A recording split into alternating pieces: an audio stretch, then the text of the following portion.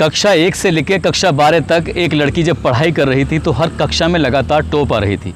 इसी बीच में उसकी एक लड़के से दोस्ती हो जाती है। लड़की बेहद गरीब परिवार से थी। परिवार की आर्थिक स्थिति इतनी कमज़ोर थी कि उसे पढ़ाने में असमर्थ था।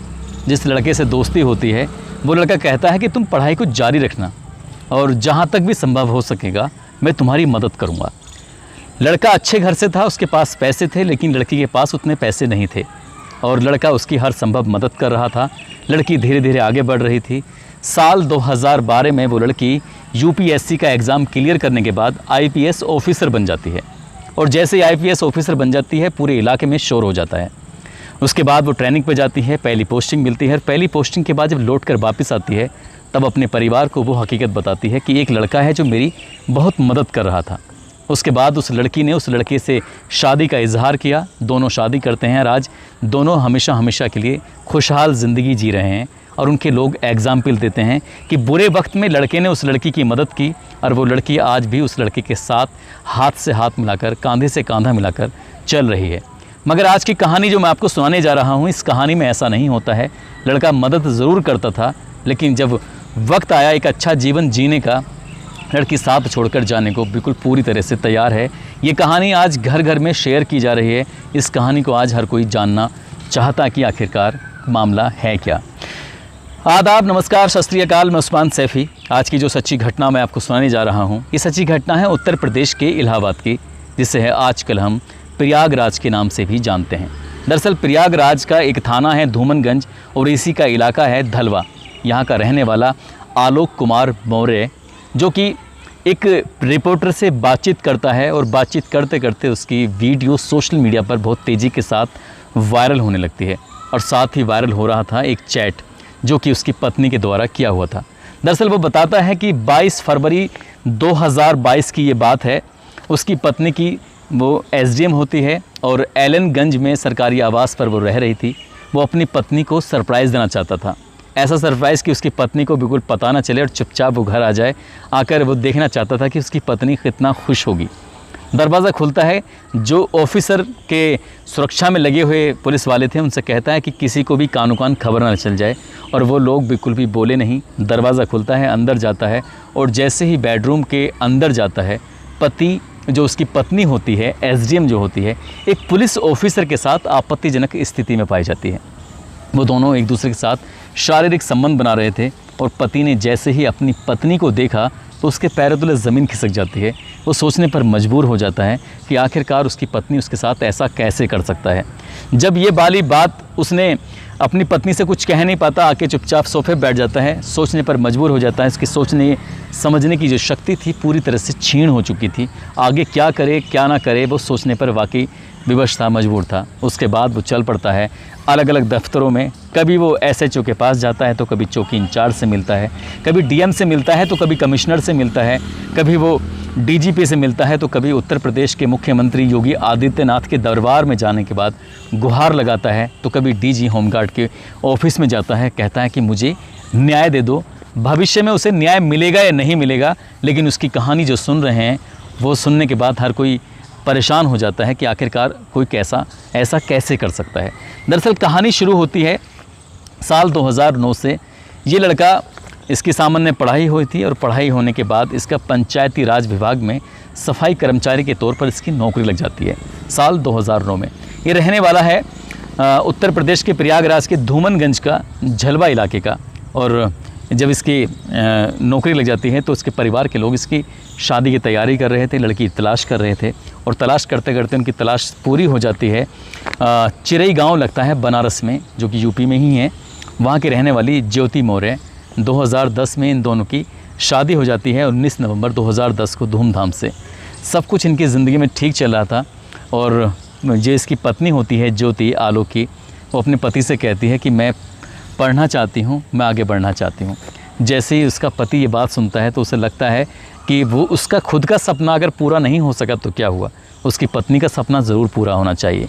इसलिए वो अपनी पत्नी को लेकर कुछ ही टाइम के बाद सीधा काउंसलिंग कोचिंग लगता है इलाहाबाद में, वहाँ जाता है। हालांकि कई कोचिंग के दोनों मियाँ और बीवी चक्कर काट रहे थे। चक्कर काटते काटते काउंसलिंग कोचिंग में जाकर आखिरकार उससे ज्वाइन करा देता है और कहता है कि तुम दिल लगाकर पूरी ईमानदारी से, पूरी मेहनत से पढ़ाई करो जितना भी हो सकता है, बाकी किसी भी चीज़ की टेंशन मत लेना, चिंता मत करना, ना घर की चिंता करना, ना मेरी चिंता करना, ना परिवार की किसी भी चिंता मत करना। चिंता करनी है तो सिर्फ पढ़ाई की करनी है। ज्योति वाकई भाग्यशाली थी जो उसका इतना अच्छा पति मिलता है और उसने जी जोड़ मेहनत करनी शुरू कर दी। हालांकि ये भी बताया जाता है कि उस बीच में उसकी एक नौकरी लग जाती है, लेकिन उसे बनना था PCS अधिकारी और उसकी लगातार वो कोशिश कर रही थी। पति उसकी पहली पोस्टिंग प्रतापगढ़ में होती है, जो सफाई कर्मचारी। पति उसका सफाई कर्मचारी होता है, कभी नाली साफ़ करता है तो कभी झाड़ू लगाता है। वहाँ से जो पैसे कमते थे वो अपनी पत्नी को पहुँचाता था। पैसे अगर कम रहते थे तो भाई से बात करता था कि भाई कुछ पैसों की ज़रूरत है, आप मुझे पैसे दे दो, मैं अपनी पत्नी को पढ़ाना चाहता हूँ, आगे बढ़ाना चाहता हूँ। अगर वहाँ से भी इच्छाएं पूरी नहीं होती थी, पैसे की ज़्यादा ज़रूरत पड़ती थी तो अपने पिता से मांगता था। और जिस डिपार्टमेंट में वो जॉब कर रहा था तो वहाँ के DPRO से भी उसने पैसे मांगे ताकि पत्नी की पढ़ाई बीच में रुक ना जाए। खुद परेशानी में रहा लेकिन पत्नी को लगातार पढ़ाता रहा। लेकिन पत्नी भी पूरी ईमानदारी से, पूरी शिद्दत के साथ पढ़ाई कर रही थी, मेहनत कर रही थी। साल 2015 आता है और साल 2015 में जब रिज़ल्ट आता है UP PCS का, तो इस लड़की की पूरे प्रदेश में 16वीं रैंक होती है। अगर हम महिला वर्ग की बात करें तो महिला वर्ग में इसका 3रा स्थान होता है। और जैसे ही ये बात छलवा इलाके में, गांव में पता चलती है तो वहाँ के लोगों में इतनी खुशी होती है कि इस गांव की बहू ने UP PCS क्वालिफाई किया है और इसको SDM का कैडर मिलेगा। बस इतना था कि पूरे गांव में जश्न मनाया जाता है, सबके सब लोग खुश होते हैं। और अभी इस खुशी को लोग आपस में एक दूसरे से सेलिब्रेट कर ही पाए थे कि एक और खुशी हो जाती है। दरअसल इस महिला जो कि गर्भवती होती है, इसको जुड़वा बेटियां पैदा होती हैं, बेहद खूबसूरत बेटियां। और इसके बाद फिर गांव में एक बार फिर से खुशी मनाई जाती है। ज़िंदगी में सब कुछ ठीक चल रहा था और ये अधिकारी बनने के बाद इसकी अलग अलग जगहों पर पोस्टिंग होती है। कभी ये कौशाम्बी जाती है तो कभी प्रतापगढ़ में SDM के तौर पर रहती है, कभी जौनपुर में तो कभी लखनऊ में, अलग अलग जगहों पे पोस्टिंग चल रही थी। फ़िलहाल की अगर हम बात करें तो बरेली में एक शुगर मिल है, शुगर मिल में ये प्रधान प्रबंधक के तौर पर, यानी कि जनरल मैनेजर के तौर पर इसकी पोस्टिंग चल रही है। सब कुछ ज़िंदगी में ठीक चल रहा था, लेकिन ये बताता है इसका पति, जब इसने अखबारों में, टेलीविज़न पर, अलग अलग जगहों पर अपने पत्र जब उपलब्ध कराए तो ये कहता है कि साल 2020 की बात है, जब इसकी पत्नी ने सोशल मीडिया के पन्ने पलटते पलटते इसकी मुलाकात होती है एक PPS ऑफिसर से, जिसका पद था सर्किल ऑफिसर, जो उत्तर प्रदेश पुलिस में ही होता है। और पन्ने पलटते पलटते जब उससे बातचीत होती है तो एक दिन इसको थोड़ी बहुत हल्की फुल्की भनक लग जाती है। जब भनक लगती है तो वो अपने पत्नी से पूछता है कि ये कौन व्यक्ति है, जिसका नाम मनीष दुबे होता है। मनीष दुबे के बारे में पूछा जाता है तो कहती है कि मैं ऑफिसर हूँ, SDM हूँ, तो ये लोगों से मिलना जुलना तो होता ही है। इसका पति भी समझ जाता है कि हाँ, इसमें कोई बड़ी बात तो है नहीं। मनीष दुबे जो है वो पुलिस का ऑफिसर है और ये SDM है। अगर किसी से बातचीत हो रही है तो इसमें इतना परेशान होने की या इसमें इतना ऐतराज़ करने की कोई ज़रूरत नहीं है। सब कुछ ज़िंदगी में ठीक चल रहा था, लेकिन ये नहीं जानता था कि आगे इसकी ज़िंदगी में बहुत बड़ा भूचाल आने वाला है। दरअसल 22 फरवरी 2022 को आलोक अपनी पत्नी को सरप्राइज़ देना चाहता था और वो अपनी पत्नी के सरकारी आवास जो कि एलनगंज में होता है, वहाँ बिना बताए पहुँच जाता है। वहाँ जो अपनी आँखों से देखा है, उस दृश्य को देखने के बाद इसकी आंखें खुली रह जाती हैं। दरअसल जिसको इसकी पत्नी दोस्त बता रही थी उस पुलिस ऑफिसर को, उसी के साथ वो आपत्तिजनक स्थिति में होती है। और जब आपत्तिजनक स्थिति में होती है तो बेहद परेशान हो जाता है। अब उसने चोरी छिपे से अपनी पत्नी की जासूसी करना शुरू कर देता है, ये देखने के लिए कि इसमें कितनी सच्चाई है कितनी नहीं है। उधर बच्चे बड़े हो रहे हैं, जो जुड़वा बेटियां हैं। आज की बात करें तो वो दोनों बच्चियां हंसी और खुशी लगभग 9 साल के आसपास की हो चुकी हैं। बच्चियों का क्या होगा इसका पता नहीं, लेकिन पति और पत्नी के बीच में जिस तरह से एक पुलिस ऑफिसर आता है और दरार पैदा हो जाती है, उससे परिवार और बिखरने की ओर होता है। दैनिक भास्कर की जो रिपोर्ट है वो कहती है कि 22 दिसंबर 2022 को आलोक ने अपनी पत्नी को एक होटल है मैरियर, जो कि लखनऊ में लगता है, वहाँ भी दोनों को इसने आपत्तिजनक स्थिति में देखा था।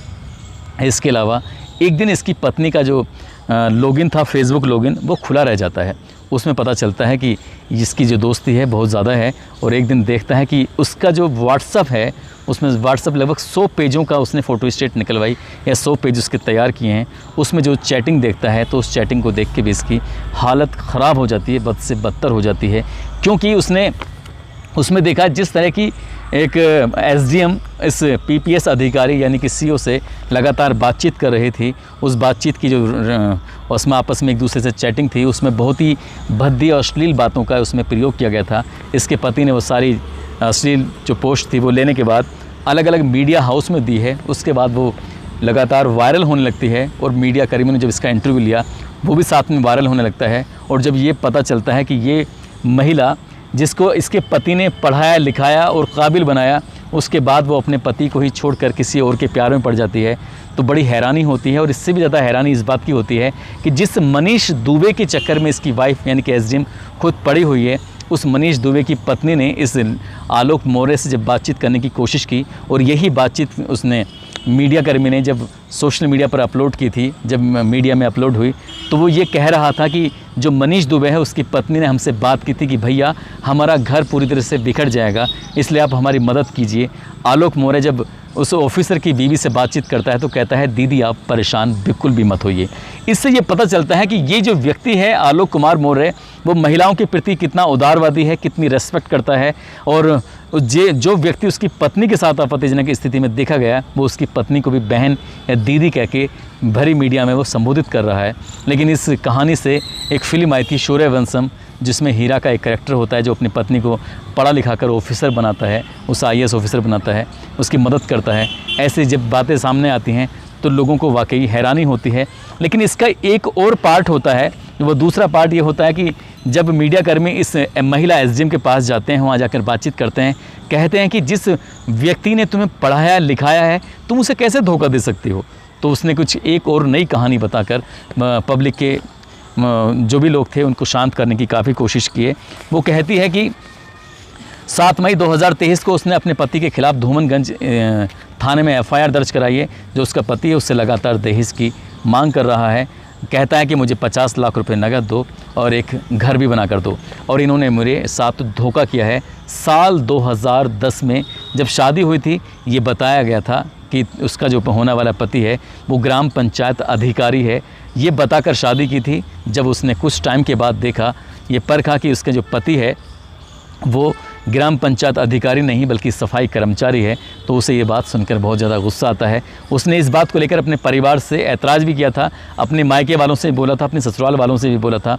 शादी से पहले भी वो पीसीएस की तैयारी कर रही थी, शादी के बाद भी वो पीसीएस की तैयारी कर रही थी। उसने ये भी कहा है कि मेरी कोई आर्थिक रूप से मदद नहीं की है, बल्कि उसने नौकरी पाने के बाद उसने लगातार अपने ससुराल वालों की मदद करती चली गई है।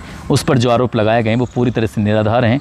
लेकिन जब लोग ये कहते हैं, जब अखबारों में टेलीविज़न पर खबर आती है कि साल 2010 में शादी होती है, और जब इसकी प्रेम प्रसंग की कहानी जो फेसबुक से शुरू हुई थी वो चल जाती है, और जब ये दोनों को आपत्तिजनक स्थिति में उसका पति देखता है, जब इसके बाद ऐतराज़ करता है, उसके बाद चौकी इंचार्ज से लेकर थाना अध्यक्ष हो, डीएम हो, कमिश्नर हो, डीजी हो या डीजीपी हो या फिर मुख्यमंत्री योगी आदित्यनाथ हो, सब जगह जब जाता है, शिकायत करता है, सोशल मीडिया पर उसकी पोस्ट, चैटिंग पोस्ट वायरल होती है, तब जाकर इस महिला के बारे में पता चलता है।